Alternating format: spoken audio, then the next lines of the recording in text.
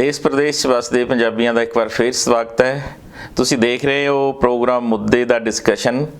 ਹਨੀ ਵਾਲੀਆ shows ਦੇ ਉੱਪਰ ਤੇ ਮੈਂ ਹਾਂ ਦਵਿੰਦਰ ਵਸ਼ਿਸ਼ਟ। ਹਰ ਹਫਤੇ ਦੀ ਤਰ੍ਹਾਂ ਤੁਹਾਡੇ ਕੋਲ ਪ੍ਰੋਗਰਾਮ ਲੈ ਕੇ ਹਾਜ਼ਰ ਹਾਂ। ਪਿਛਲੇ ਹਫਤੇ ਆਪਾਂ ਜੋ ਗੱਲਾਂ ਡਿਸਕਸ ਕੀਤੀਆਂ ਸੀ, ਜਿਹੜੇ ਮੁੱਦੇ ਆਪਾਂ ਚੱਕੇ ਸੀ, ਉਹ ਸੀ ਕਿਸਾਨਾਂ ਨਾਲ ਸੰਬੰਧਿਤ ਸੀ, ਉਹ ਨੌਜਵਾਨਾਂ ਨਾਲ ਸੰਬੰਧਿਤ ਸੀ, ਉਹ ਪੰਜਾਬ ਦੀ ਜੋ ਰਾਜਨੀਤੀ ਹੈ ਜਾਂ ਗੰਧਲੀ ਰਾਜਨੀਤੀ ਕਹਿ ਸਕਦੇ ਆਪਾਂ ਉਹਨਾਂ ਨਾਲ ਸੰਬੰਧਿਤ ਸੀ,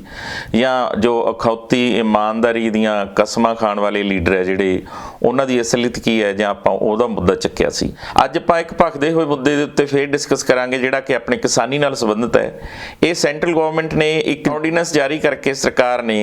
ਸਾਰੇ ਕਿਸਾਨਾਂ ਲਈ ਜੋ ਵੀ ਮੰਡੀਆਂ ਸੀ ਉਹਨਾਂ ਨੂੰ ਤੋੜ ਕੇ ਇੱਕ ਕਲਸਟਰ ਮੰਡੀਆਂ ਦਾ ਬਣਾ ਦਿੱਤਾ ਜਾਵੇਗਾ ਔਰ ਉੱਥੇ ਫ੍ਰੀ ਟ੍ਰੇਡ ਇਹਨਾਂ ਨੇ ਕਹਿੰਦੇ ਆ ਵੀ ਅਸੀਂ ਕਰਾਂਗੇ ਤੁਹਾਡੀਆਂ ਸਾਰੀਆਂ ਫਸਲਾਂ ਦਾ। ਹੁਣ ਇੱਥੇ ਮੁੱਦਾ ਇਹ ਉੱਠਦਾ ਹੈ ਵੀ ਜੇ ਉਹ ਮੰਡੀਕਰਨ ਚੱਲ ਰਿਹਾ ਸੀ ਪਹਿਲਾਂ ਕਿਸਾਨਾਂ ਦਾ, ਉਹਦੇ ਵਿੱਚ ਹੀ ਬਹੁਤ ਤਰੁੱਟੀਆਂ ਸੀ। ਉਹਨਾਂ ਤਰੁੱਟੀਆਂ ਦੇ ਨਾਲ ਕਿਸਾਨਾਂ ਦਾ ਬਹੁਤ ਨੁਕਸਾਨ ਹੁੰਦਾ ਸੀ। ਉਹਨਾਂ ਨੂੰ ਠੀਕ ਕਰਨ ਦੀ ਬਜਾਏ ਉਹਨਾਂ ਨੂੰ ਸਾਰੀਆਂ ਨੂੰ ਭੰਗ ਕਰਕੇ ਇੱਕ ਨਵਾਂ ਹੋਰ ਵੱਡਾ ਸਾਰਾ ਸਿਸਟਮ ਖੜਾ ਕਰ ਦਿੱਤਾ ਕਿਸਾਨੀ ਦੇ ਸਾਹਮਣੇ, ਜਿਹਦੀ ਕਿ ਕਿਸਾਨਾਂ ਨੂੰ ਸਮਝ ਨਹੀਂ ਆ ਰਹੀ। ਉਸ ਦੇ ਨਾਲ ਕੀ ਹੋਇਆ, ਕਿਸਾਨਾਂ ਦੇ ਦਿਮਾਗ ਦੇ ਵਿੱਚ ਜਾਂ ਕਿਸਾਨਾਂ ਦੇ ਮਨ ਦੇ ਵਿੱਚ ਇੰਨੇ ਕੁ ਵਹਿਮ ਪੈਦਾ ਹੋ ਚੁੱਕੇ ਨੇ ਜਾਂ ਭਰਮ ਪੈਦਾ ਹੋ ਗਏ ਨੇ ਕਿ ਉਹਨਾਂ ਨੂੰ ਹੁਣ ਆਪਣਾ ਭਵਿੱਖ ਬਿਲਕੁਲ ਹਨੇਰਾ ਦਿਖਾਈ ਦਿੰਦਾ ਹੈ। ਇੱਥੇ ਮੈਂ ਇੱਕ ਗੱਲ ਤੁਹਾਡੇ ਨਾਲ ਸਾਂਝੀ ਕਰਨੀ ਚਾਹੂੰਗਾ ਕਿ ਇਹ ਜਿਹੜਾ ਆਰਡੀਨੈਂਸ ਜਾਰੀ ਕੀਤਾ ਸੈਂਟਰ ਗਵਰਨਮੈਂਟ ਨੇ, ਮੋਦੀ ਸਰਕਾਰ ਨੇ, ਇਹ ਉਹਨਾਂ ਨੇ ਇੱਕ ਇਹੋ ਜਿਹੇ ਸਮੇਂ 'ਚ ਆਰਡੀਨੈਂਸ ਜਾਰੀ ਕੀਤਾ ਵੀ ਜਦੋਂ ਕਿਸੇ ਵੀ ਗੱਲ ਦੇ ਖਿਲਾਫ ਆਵਾਜ਼ ਉਠਾਉਣੀ ਦੀ ਤਾਂ ਦੂਰ ਦੀ ਗੱਲ ਆ, ਉਸ ਦੇ ਬਾਰੇ ਆਪਾਂ ਗੱਲ ਵੀ ਨਹੀਂ ਕਰ ਸਕਦੇ। ਕਾਰਨ ਇਹ ਹੈ ਵੀ ਹੁਣ ਕਰੋਨਾ ਚੱਲ ਰਿਹਾ ਸੀ, ਸਾਰੇ ਸਟੇਟਾਂ ਦੇ ਵਿੱਚ ਇਹ ਦਫਾ 144 ਲਾਈ ਹੋਈ ਹੈ, ਜਾਂ ਉਹਨਾਂ ਨੇ ਕੋਈ ਵੀ ਲੋਕਡਾਊਨ ਦੀ ਸਥਿਤੀ ਹੈ ਜਾਂ ਸੈਮੀ ਲੋਕਡਾਊਨ ਦੀ ਸਥਿਤੀ ਹੈ, ਤੁਸੀਂ ਇਕੱਠੇ ਹੋ ਕੇ ਕੋਈ ਧਰਨਾ ਮੁਜ਼ਾਹਰਾ ਨਹੀਂ ਕਰ ਸਕਦੇ। ਇਸ ਲਈ ਇਹਨਾਂ ਨੇ ਚੁੱਪ ਚਪੀਤੇ ਇੱਕ ਆਰਡੀਨੈਂਸ ਲਿਆਂਦਾ ਔਰ ਆਰਡੀਨੈਂਸ ਨੂੰ ਉਹਨਾਂ ਨੇ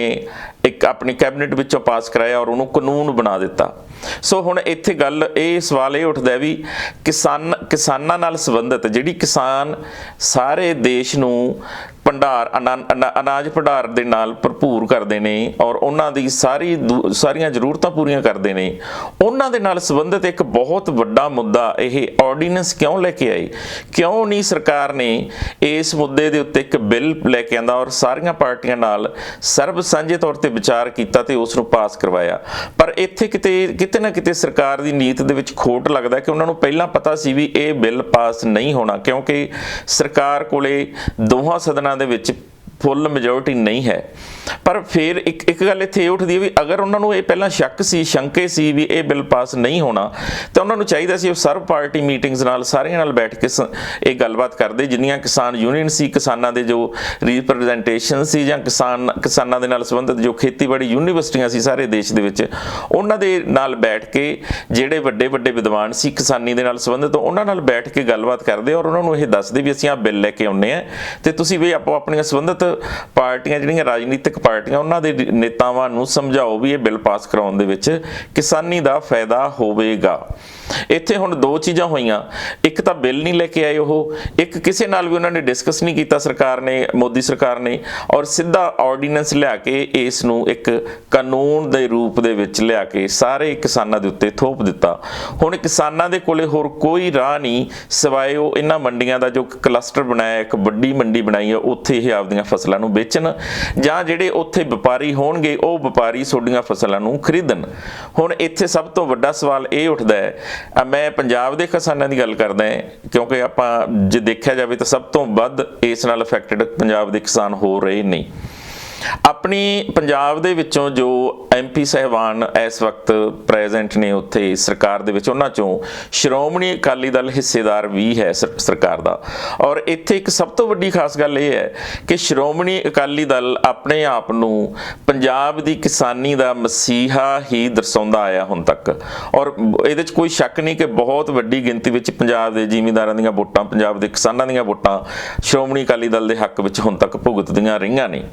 ਤੇ ਫਿਰ ਇਹ ਕੀ ਇਹੋ ਜਿਹਾ ਕਾਰਨ ਹੋਇਆ ਵੀ ਆਪਣੇ ਉੱਥੇ ਜੋ ਬੀਬਾ ਹਰਸਿਮਰਤ ਜੀ ਬੈਠੇ ਨੇ, ਸੁਖਬੀਰ ਸਿੰਘ ਬਾਦਲ ਜੀ ਬੈਠੇ ਨੇ, ਇਹਨਾਂ ਨੇ ਉਸ ਆਰਡੀਨੈਂਸ ਨੂੰ ਮਨਜ਼ੂਰ ਕਰਨ ਦੀ ਇਜਾਜ਼ਤ ਕਿਉਂ ਦੇ ਦਿੱਤੀ? ਇਹਨਾਂ ਨੂੰ ਉੱਥੇ ਚਾਹੀਦਾ ਸੀ ਵੀ ਇਹ ਵਿਰੋਧ ਕਰਦੇ। ਅਗਰ ਇਹ ਇਹਨਾਂ ਨੂੰ ਲੱਗਿਆ ਸੀ ਵੀ ਇਹ ਸਹੀ ਬਿੱਲ ਹੈ ਤਾਂ ਇਹ ਕਮ ਸੇ ਕਮ ਪੰਜਾਬ ਦੇ ਵਿੱਚ ਉਸ ਆਰਡੀਨੈਂਸ ਨੂੰ ਲਿਆਉਣ ਤੋਂ ਪਹਿਲਾਂ ਪੰਜਾਬ ਦੇ ਵਿੱਚ ਆ ਕੇ ਕੋਈ ਇਹੋ ਜਿਹੀ ਸਰਵ ਪਾਰਟੀ ਮੀਟਿੰਗ ਕਰਦੇ ਜਾਂ ਸਾਰਿਆਂ ਨਾਲ ਕਿਸਾਨ ਜਥੇਬੰਦੀਆਂ ਨਾਲ ਬੈਠ ਕੇ ਗੱਲ ਕਰਦੇ ਵੀ ਦੇਖੋ ਮੋਦੀ ਸਰਕਾਰ ਇੱਕ ਆਰਡੀਨੈਂਸ ਲੈ ਕੇ ਆ ਰਹੇ ਨੇ, ਆਪਾਂ ਨੂੰ ਇਸ ਦਾ ਫਾਇਦਾ, ਇਹਦੇ ਆਹ ਫਾਇਦੇ ਹੋਣਗੇ, ਫਾਇਦੇ ਗਿਣਾਉਂਦੇ ਬਕਾਇਦਾ ਉਹਨੂੰ ਟੈਲੀਵਿਜ਼ਨ ਦੇ ਉੱਪਰ ਉਹਨਾਂ ਨੂੰ ਚਲਾਉਂਦੇ। ਅੱਜ ਕੱਲ੍ਹ ਘਰ ਘਰ ਦੇ ਵਿੱਚ ਟੈਲੀਵਿਜ਼ਨ ਹੈ, ਘਰ ਘਰ ਦੇ ਵਿੱਚ ਅਖਬਾਰ ਆਉਂਦੇ ਹੈ ਔਰ ਇਹ ਈਜ਼ੀ ਸੀ, ਬਹੁਤ ਹੀ ਆਸਾਨ ਸੀ, ਲੋਕਾਂ ਨੂੰ ਇਸ ਬਾਰੇ ਸਮਝਾਇਆ ਜਾ ਸਕਦਾ ਸੀ। ਪਰ ਹੁਣ ਹਾਲਾਤ ਇਹ ਨੇ ਕਿ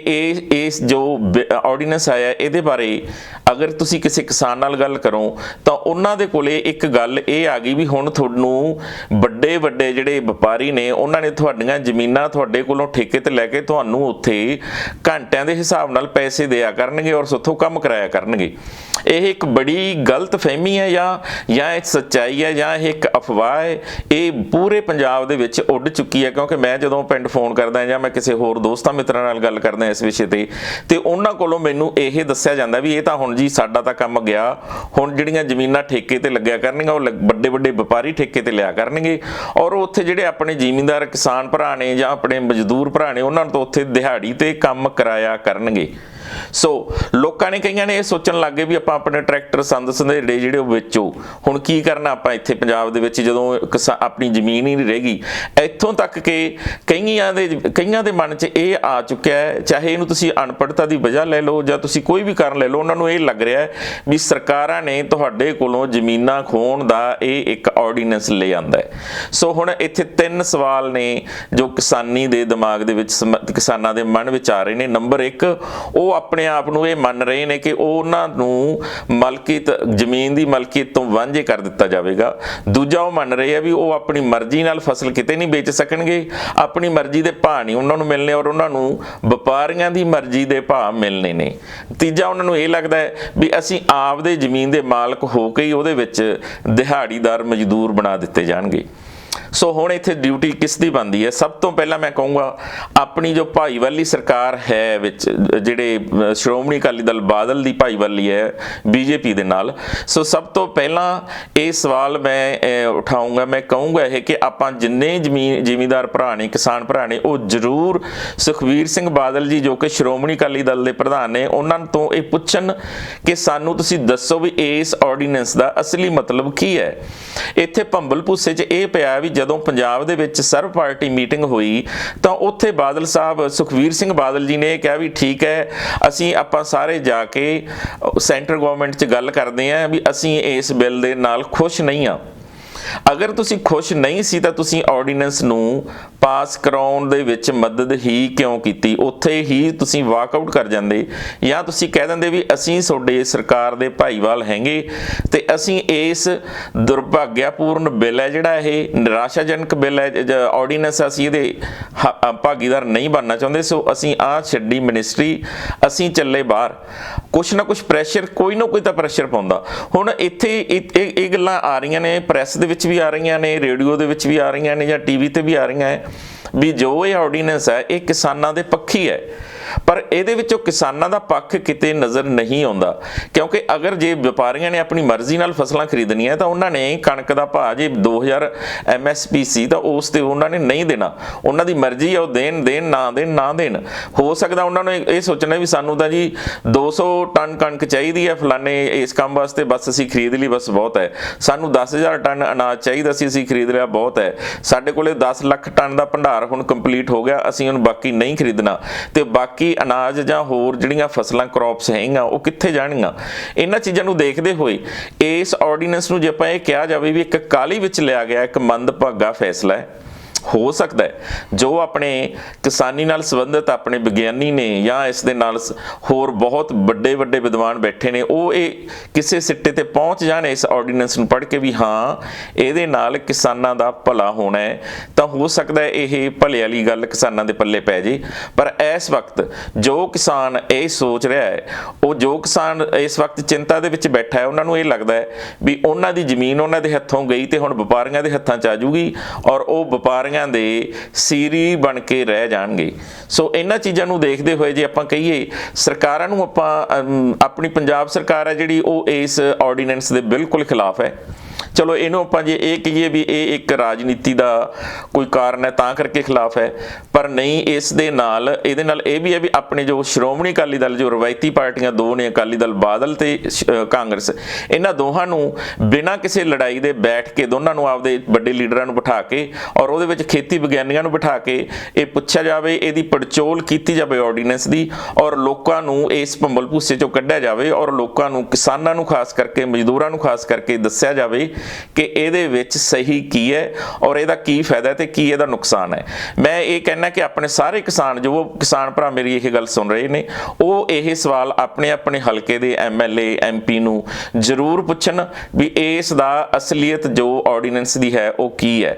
ਤਾਂ ਕਿ ਜਿਹੜਾ ਭੰਬਲ ਭੂਸਾ ਇਸ ਵਕਤ ਪੈਦਾ ਹੋਇਆ, ਜੋ ਗਲਤ ਖਿਆਲ ਲੋਕਾਂ ਦੇ ਮਨਾਂ ਦੇ ਵਿੱਚ ਪੈਦਾ ਹੋ ਗਏ ਇਸ ਆਰਡੀਨੈਂਸ ਨੇ, ਉਹ ਦੂਰ ਕੀਤੇ ਜਾਣ। ਥੈਂਕ ਯੂ, ਧੰਨਵਾਦ।